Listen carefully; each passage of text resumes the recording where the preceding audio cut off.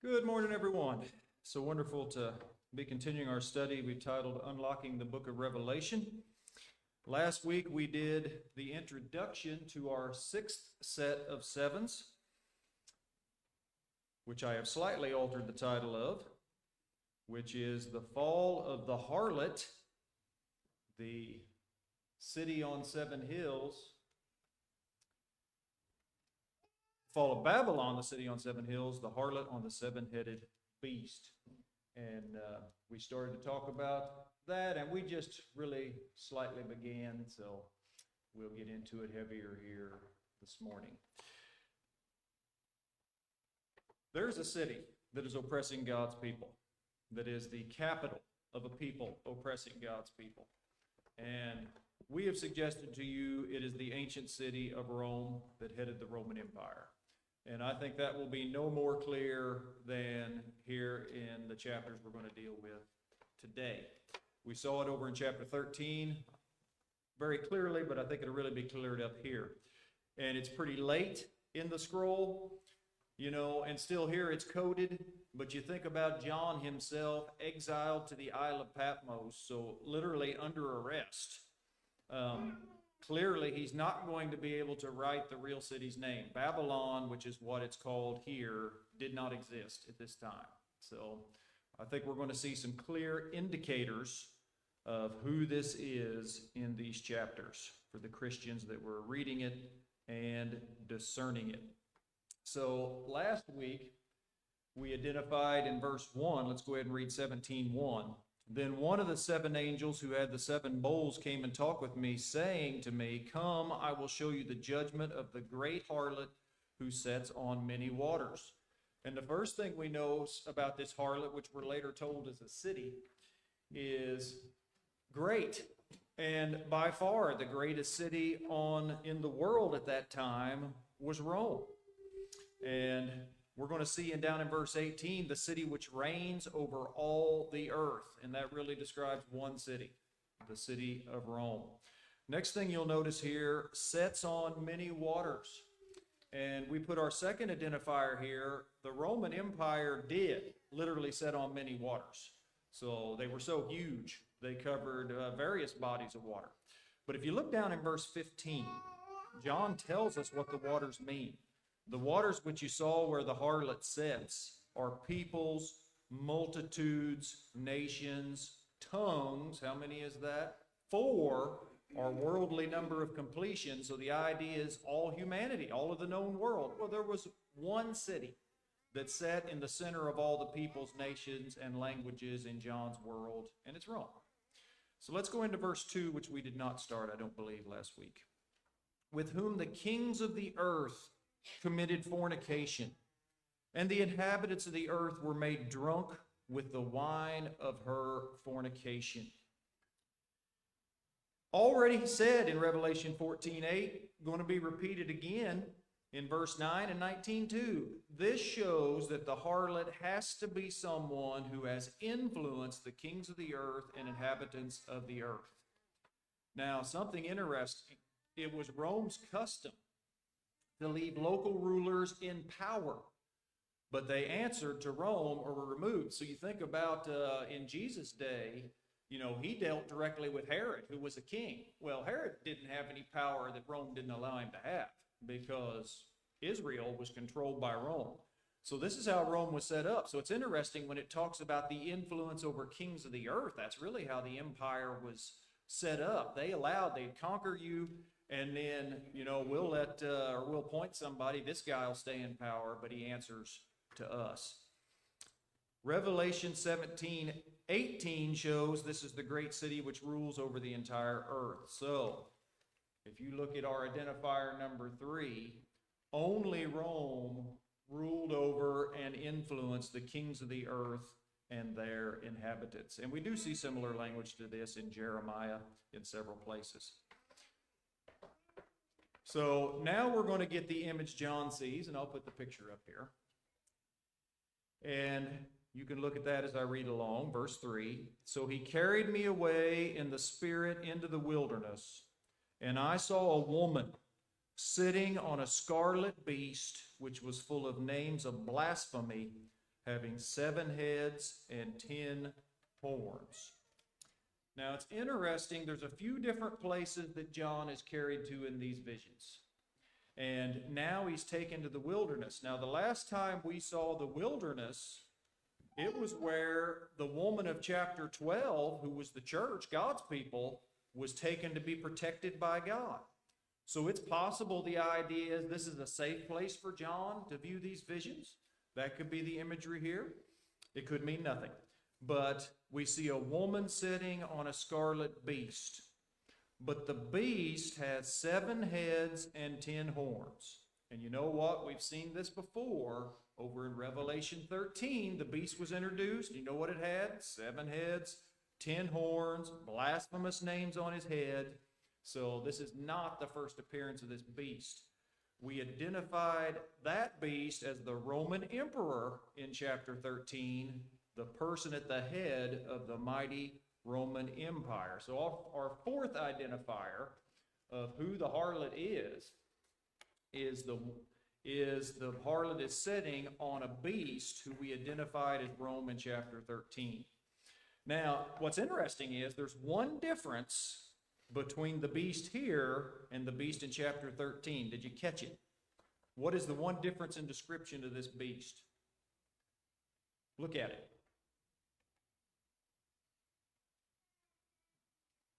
It's red. It wasn't described as red before. Do you view red as a happy, peaceful color? Do you paint rooms in your house red? Probably not.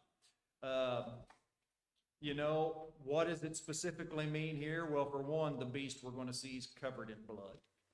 And that's probably the main sin of the beast. Perhaps the color of anger. Of course, the beast is being resisted, but not a happy color, certainly. Now look down in verse 4. The woman was arrayed in purple and scarlet, adorned with gold and precious stones and pearls, having in her hand a golden cup full of abominations and the filthiness of her fornication. When you think about purple, scarlet, pearls, precious stones, what are you thinking of? Wealth, power, royalty. Purple was the color of the elite, the royalty. In other words, this woman is called a harlot, but she is no common street prostitute, all right? She is dressed as a wealthy city. Matter of fact, she holds a golden cup. You know, the poor don't have golden cups.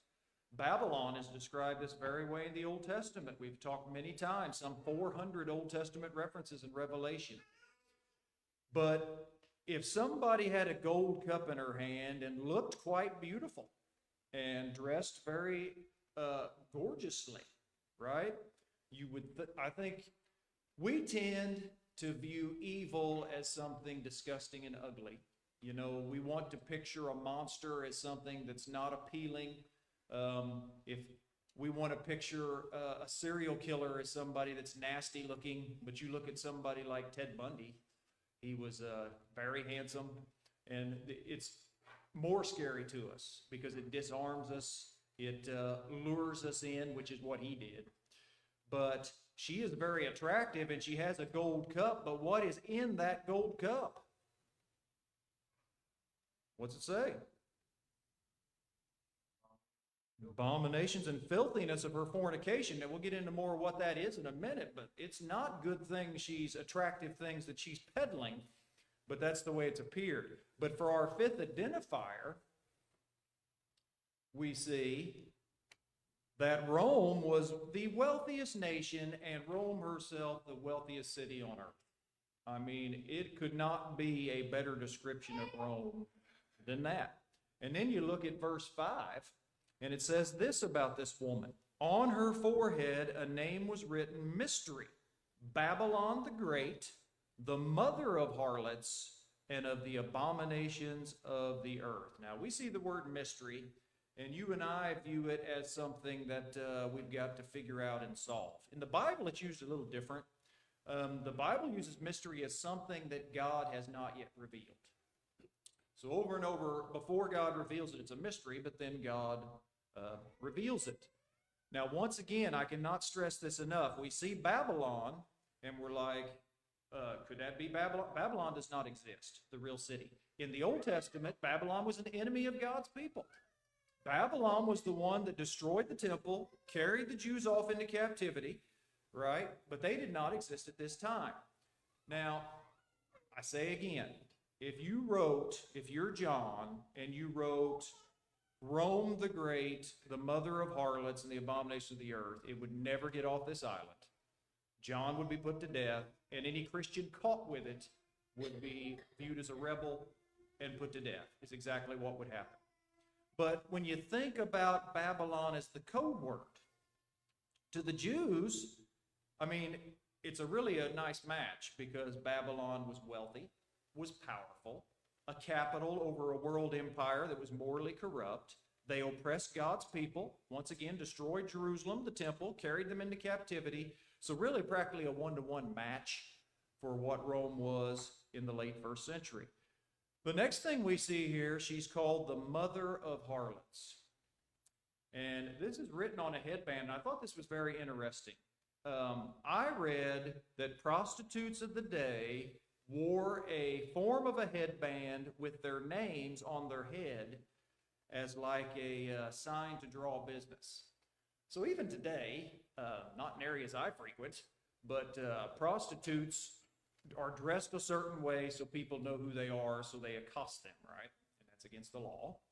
But how would you know somebody? Well, they're dressed a certain way. So in this, apparently they would put these bands on with their name on it, and that told people as they walk by, well, this is a prostitute.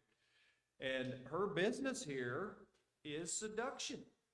And we talked about this, that Satan uses intimidation, which certainly threatening to kill Christians if they won't worship the emperor's intimidation.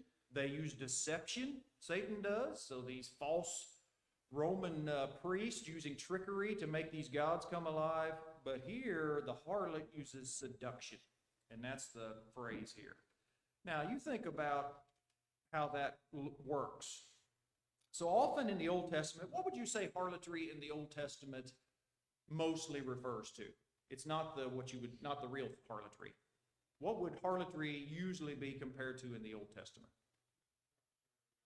So specifically, it is not serving God, but there's some in particular sin. You played the harlot because you did what? Idol worship was the big one, spiritually. Idol worship, okay?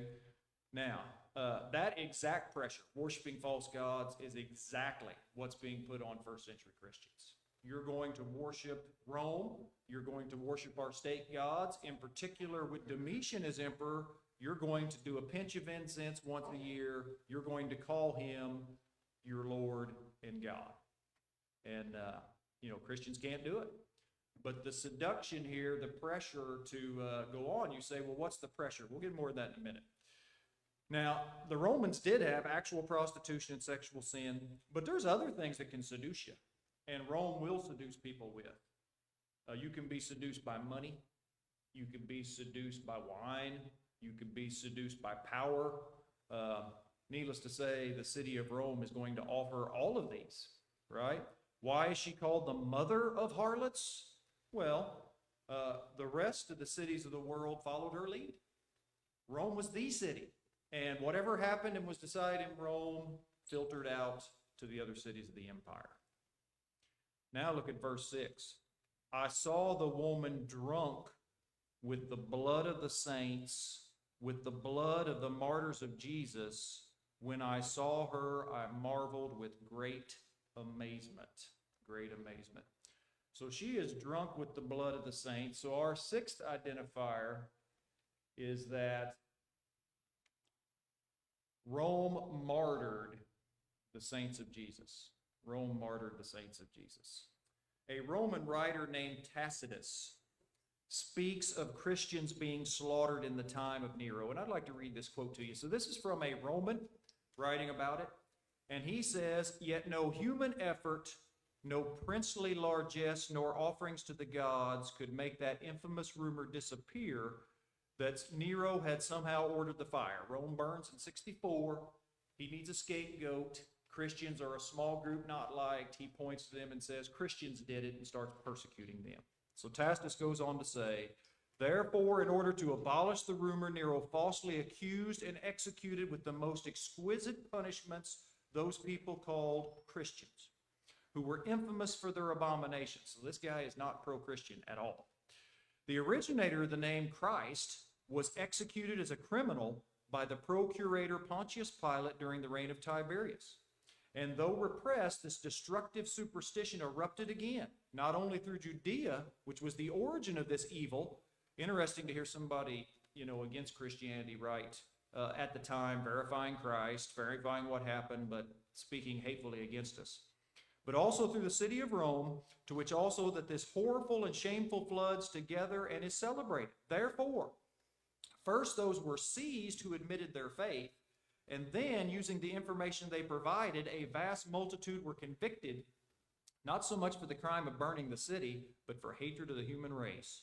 And perishing, they were additionally made into sports. They were killed by dogs, by having the hides of beasts attached to them, or they were nailed to crosses, or set aflame, and when the daylight passed away, they were used as nighttime lamps. Nero gave his own gardens for this spectacle, performed a circus game, in the habit of a charioteer mixing with the plebs of driving about the race course, even though they were clearly guilty and merited being made the most recent example of the consequences of crime. People began to pity these sufferers because they were consumed not for the public good, but on account of the fierceness of one man. So that's a Roman account of Nero. I'd mentioned to you he would light his garden parties with Christians, is what he would do. So when it says here that the harlot has drunk with the blood of the saints, it was very true, okay? And John says, I marveled with great amazement. Maybe that surprises us, his response. But maybe at this point, John expected to see Babylon fallen.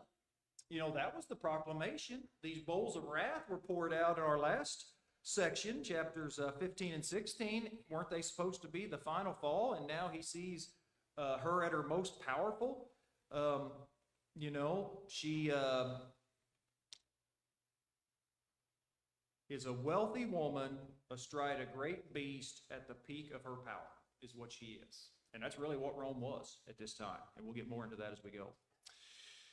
Well, let's look at verse 7 and 8. But the angel said to me, why did you marvel? I will tell you the mystery of the woman and of the beast that carries her, which has the 7 heads and the 10 horns. The beast that you saw was and is not, and will ascend out of the bottomless pit and go to perdition. And those who dwell on the earth will marvel, whose names are not written in the book of life from the foundation of the world, when they see the beast that was and is not and yet is.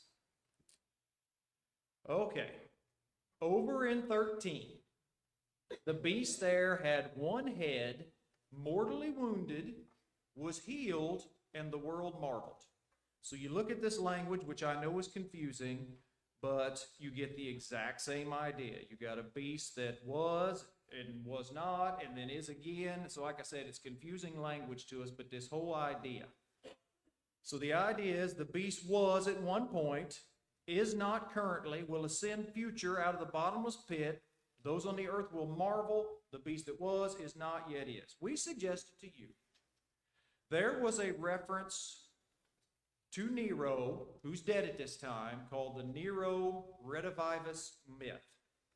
And it was commonly held in the Roman world. According to this myth, popular at this time, Nero faked his suicide, escaped from Rome, but would return with a foreign army to humble his opponents and reestablish his throne. For Christians, the idea would be he was the first to persecute Christians, and it stopped when he died, but would come back in the reign of Domitian and beyond.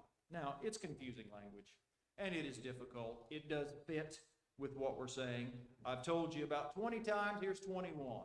Will we get every specific image right in Revelation? We will not. I'll promise you that. But the message is pretty easy to understand. Now here, I think it could be even simpler yet. Was and is not and will ascend. Rome was hard to kill. That simple, right? Was, is not. Maybe they're down and out, we'll ascend. You know, they had many setbacks, really the most resilient city in history. I always tell my students in world history, you look at somebody like Alexander the Great, never lost a battle. And I always tell them, I said, I would like to be Michael Jordan, but I'm not, right? So that's not very instructive to me to show me Alexander the Great, but you can actually learn a lot from the Romans. They lost all the time. But what the Romans would do is they never quit. The Romans, you beat one army, they raise another one. And you beat that one, they raise another one, and they learn every time. And then finally they beat you.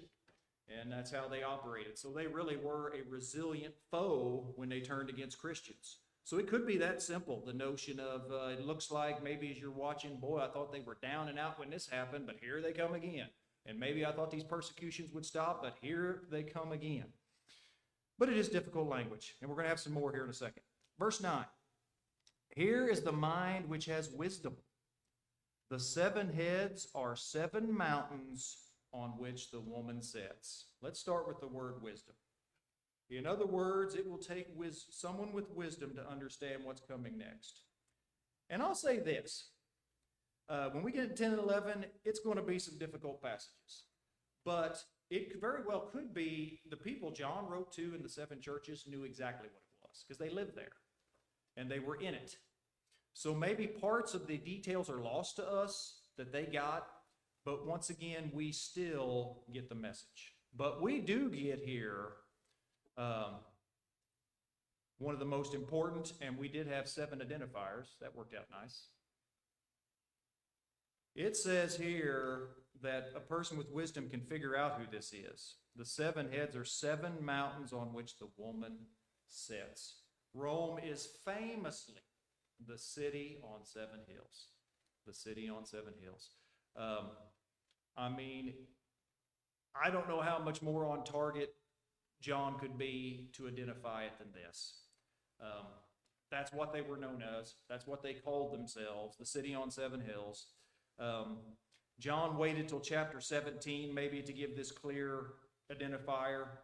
It's unlikely a Roman checkpoint would get this far. It's still coded, so I mean you could still, wouldn't be so obvious, but for us looking at it, it seems pretty obvious to me that we're talking about Rome. That's what we're talking about. Yes.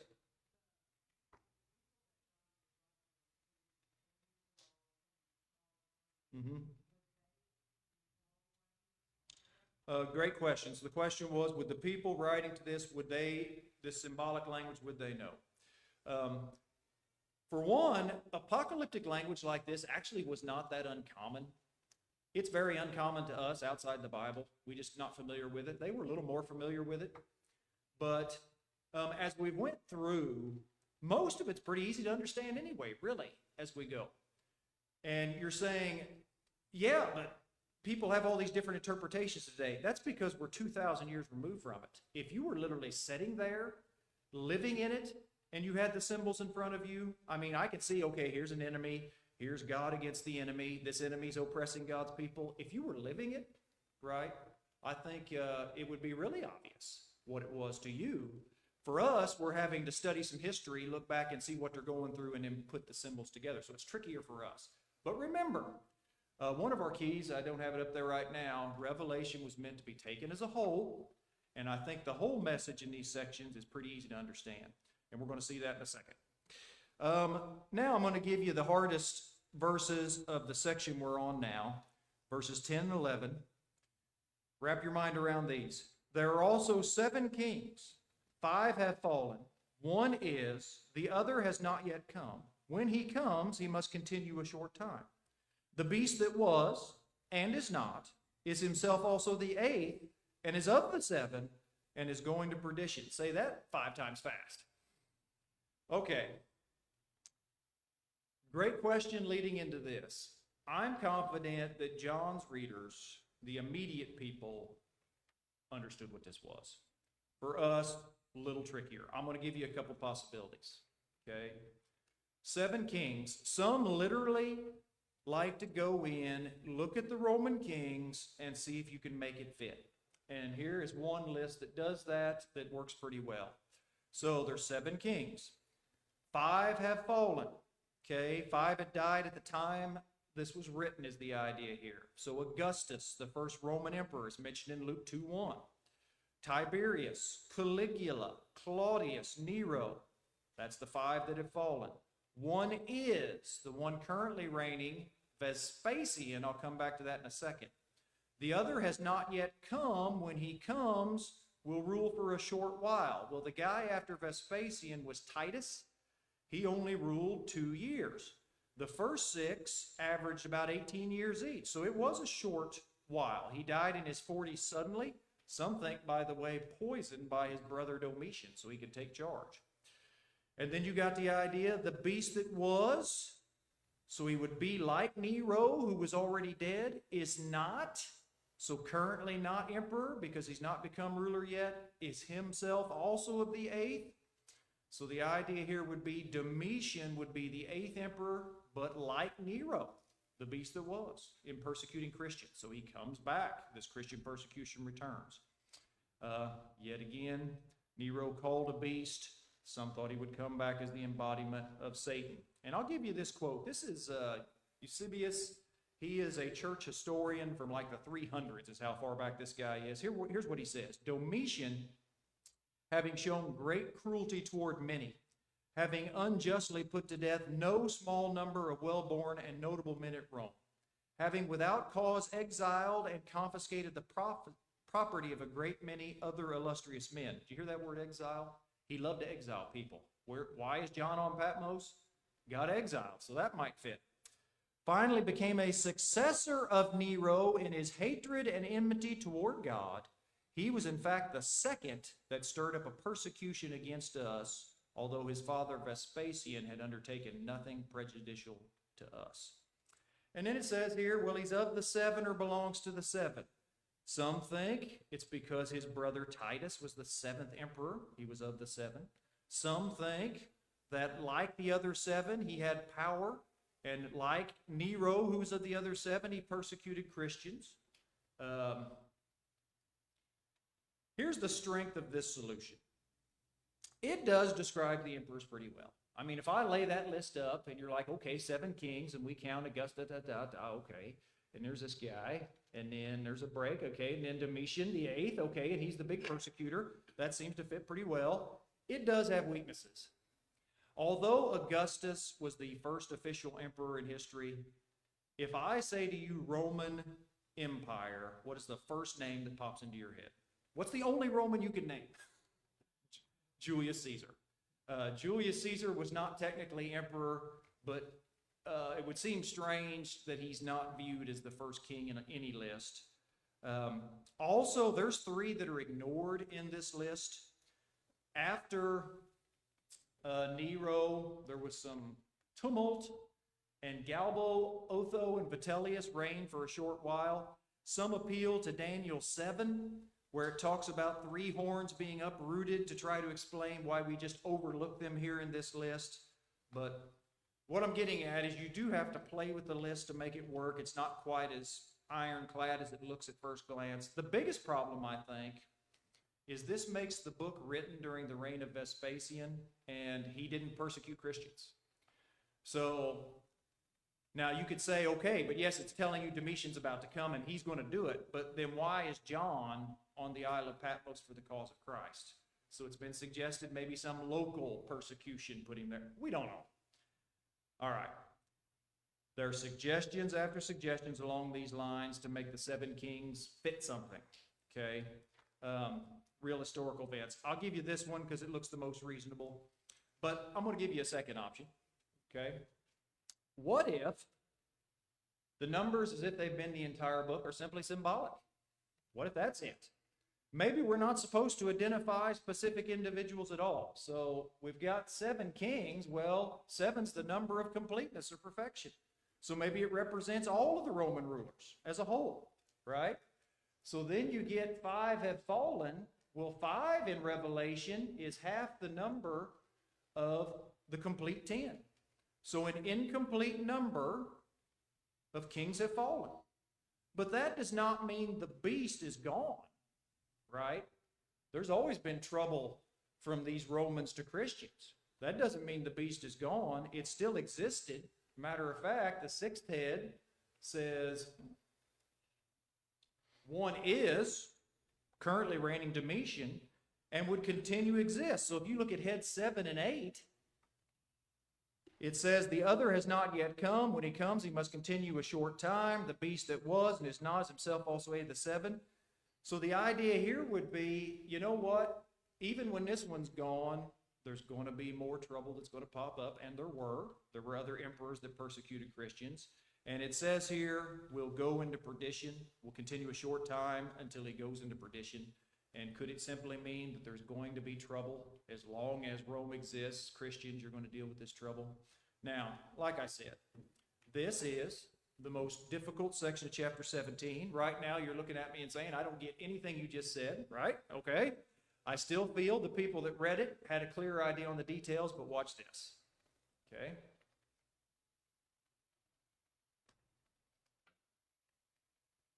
Okay. Let's use key number 4 to unlocking the book. Revelation was written to be understood and should be taken in its entirety. I think I can make it crystal clear to you. Look at a key phrase in verse 8 and verse 11. Okay? Look in verse 8, middle of the verse, will arise out of the bottomless pit and go to perdition. Look down at verse 11. And into the verse, one of the 7 is going to perdition. Perdition means destruction. No matter what this is or how it lines up, the enemy of God's people might be resilient, but will be destroyed. That's it. Do you see that? It is so easy to understand the big picture here. Now, like I said, I can go crazy trying to match these kings up and who's fallen and what's this and this and this, but back up, look at it. You know what? This thing was gone and it's back and it's gone again, but where's it going? You tell me, where's it going? Destruction. It's going to be destroyed. That's it. We can get bogged down the details, and I did take the time to bog us down there because I thought you needed to see it. But John's readers, once again, likely clearly understood what the details were here. That message has been lost to us in a way, for sure. But the enemies of God's people is resilient, but will be destroyed. That's it. I'd ask for questions, but I couldn't answer them, so there you go. But I hope that does clear it up. I mean, it really is that simple, right? These kings are resisting God's people. You know where they're going? Perdition. Let's look at 12 and 13. The 10 horns which you saw are 10 kings, who have received no kingdom as yet, but they receive authority for 1 hour as kings with the beast. These are of one mind. They will give their power and authority to the beast. Our number 10 stands for completeness, probably because we have 10 fingers, 10 toes. We always like the number 10. This likely refers to the same kings of the earth seduced up in verse 2. There is a specific truth that fits in the 10 horns of Rome that represents the client kingdoms and federates of Rome. So Michael Grant, in his book History of Rome, described how this system works as follows. He says, the client kings were tied to the service of Rome in order to defend its frontiers and serve as listening posts to the outside world. In return, they were supported by the Romans against internal movements and allowed a free hand inside their own countries. Thus, Rome was spared the trouble and expense of administering these territories, and the formula worked well. So Rome did not actively govern all of its empire. Once again, they would make deals with local rulers, these kings, and as long as the kings were getting what they wanted, they didn't cause trouble, right? So it worked quite well. In 382, Theodosius I took the revolutionary step of allowing whole German tribes to reside inside Rome, the empire, not the city, as separate, autonomous, federate units committed to serving in the Roman army, though under the command of their own chieftains. And this continued and increased. The Visigoths comprised the first such group to receive this status. Lived on their own, had their own laws, their own rulers, as long as they provided soldiers and workers for the Romans. Now, did they contribute to the fall of Rome? Well, the city of Rome was sacked in 410 by Alaric, a Visigoth trained in Roman military schools. The first time in 800 years the city had been taken by a foreign invader. So it really fits amazingly well. These 10 kings, Rome was built this way. You had the empire itself, but part of it was these kings that made allegiance to the beast and went along with it, at least for now. But we're going to see later they turn against the beast. Let's look at verse 16. Nope, not ready for that. We'll mention, though, that 16 supports this idea because they will turn against them. Okay, what we need is verse 14. These will make war with the Lamb, and the Lamb will overcome them. For he is Lord of lords, King of kings, and those who are with him are called chosen and faithful. So back to what we're talking about. God's people, right, are being attacked. So how are they making war with the Lamb? Do you remember what the Lord said to Paul on the road to Damascus in Acts 9? He said, Saul, Saul, why are you persecuting me? Jesus said. Was Paul literally persecuting Christ? What was Paul doing that was persecuting Christ? Persecuting Christians, persecuting the church. So yes, the Roman Empire, when it's attacking Christ's church, the body of Christ is making war with the Lamb. Okay? And if you had one word, if you recall, to describe the theme of Revelation, starts with a V, what is that word? Victory. And look at our word again. The Lamb will overcome. There it is. The Greek word Nike, victory. Okay? We're reminded here, we've got this woman scary, and she's seductive, and these kings are with her, and she's got 10 kings supporting them. That's all scary stuff. And like happened over in the book, we're reminded here that the Lamb will overcome them, for he is Lord of lords, King of kings. These kings serving the harlot, you know, he is King of kings, right? And those with him are called, chosen, and faithful. So that's the reminder. The Christians have got to stay loyal to Christ, who's really in charge. Okay? Some say this verse highlights the book more than any other, like it's the verse. But just so important. But those that get to celebrate this victory with Christ are called, for one, and the call's to everyone. Chosen. But who's the chosen? Christians. Christians, those that answer the call. But you also have to be what at the end of verse 14? Faithful. And that's the pressure these people have. You know, are you going to submit to the Romans? Are you going to call Caesar Lord and Master? Are you going to fold when the pressure is put on? Or do you want, so are you willing to take a short-term defeat to have ultimate victory with Christ? Okay? Like I said, the message is simple if we're careful on the details. Let's look at verse 15. Then he said to me, the waters which you saw where the harlot sits are peoples, multitude, nations, and tongues. Remember identifier 2. Roman Empire literally sat on many waters, but controlled the whole known world. 16, the 10 horns which you saw on the beast, these will hate the harlot, make her desolate and naked, eat her flesh, and burn her with fire. Okay, wow. So we have this image of a beautiful seductress on a beast in fancy clothing, a golden cup. But what happens to her? Well, she's made desolate, stripped of her finery. You know, the most, public shaming. They used to strip people naked. Imagine if that happened to you in public. Would be not one of the worst things to happen to you, I would think. But then we've got cannibalism here, eating her flesh, burning with fire to get rid of her. So the idea that these kings turn on her. And I already mentioned to you, these nations Rome is aligned with are going to fail Rome. When Rome collapses, they do. They attack Rome itself. I mentioned Alaric. They do. They turn on her. Once the advantage was gone, they say there's no honor among thieves. But when Rome's power faded, when they couldn't get advantage from her, they turned on Rome and attacked her and stripped her. So I'll be mentioning a couple of these coming up. Jeremiah 50:13 says, because of the wrath of the Lord she shall not be inhabited, she shall be wholly desolate. Everyone who goes by Babylon shall be horrified and hiss at all her plagues. So we get this Old Testament imagery of people against God. But it is grotesque imagery. Now, it is a city, not a real woman, right? Listen to what Homer Haley says in his commentary. A major weakness of Rome was its inability to amalgamate the diverse peoples into one. Rome could conquer and control by force, but it had no cohesive power with which to cement the conquered into a homogeneous kingdom. In other words, these people weren't really loyal to Rome. They had advanced from Rome. They feared the legions attacking them if they rebelled, but what if that disappeared? This weakness had been revealed in a dream to Nebuchadnezzar.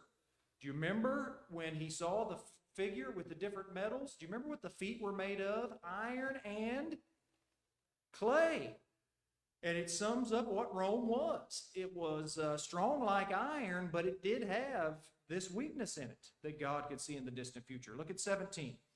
For God has put it into their hearts to fulfill his purpose, to be of one mind, to give their kingdom to the beast until the words of God are fulfilled. They're going to serve the beast until it no longer serves them. And that is exactly what happened. Once Rome started to fade, now the invasion started. Now these very groups they had cut deals with turned on them, sacked the city. We're going to get more into that in chapter 18 in graphic detail. How did God put it in their hearts? That'll go in our sermon this morning. We do not know. There's a truth throughout the Bible in that God providentially works out the affairs of men and nations to achieve his will. How God does it is God's business, but we know that God does it. And now we're going to close with verse 18 today. The woman who you saw is that great city which reigns over the kings of the earth. Identifier number 3, only Rome ruled over and influenced the kings of the earth. So in this chapter, I think we've identified Rome. And like I said, John was shocked that she's actually shown at the peak of her power. But what happens as we go over here? You know what? She's making war with Christ and his people and his church. But you know what? There's going to be a reckoning for this harlot.